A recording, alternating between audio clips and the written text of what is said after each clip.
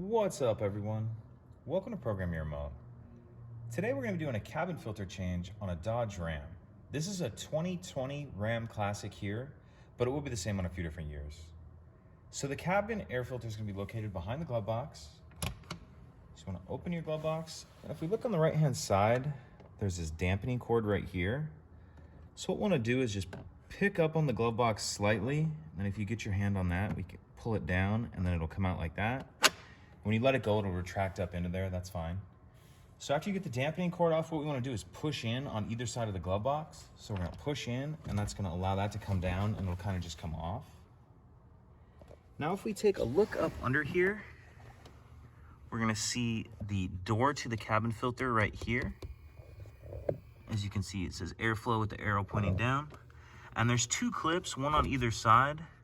The first one is going to be right here, and you just push it in like that.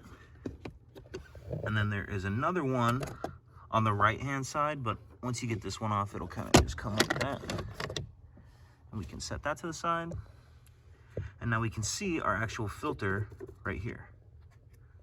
And I'm not going to replace this one right now, but I do just want to point out that when you put your new one in, you're going to want to make sure you have your airflow pointing down.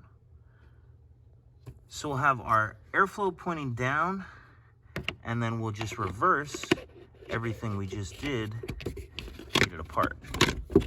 Put our filter door back on. And then we'll take our glove box and we'll line these hinges up down here.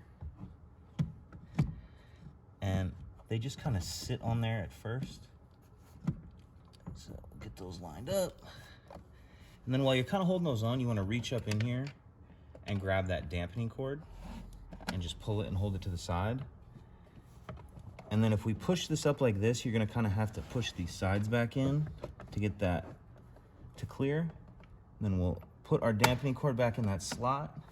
We'll do that. And then after you get that dampening cord back on, just push down on the whole thing and it's going to kind of lock it into place. Close it and we're done. If you have any questions, please let me know. If you could take a second to like and subscribe, it helps us out and I'd appreciate it. Thank you.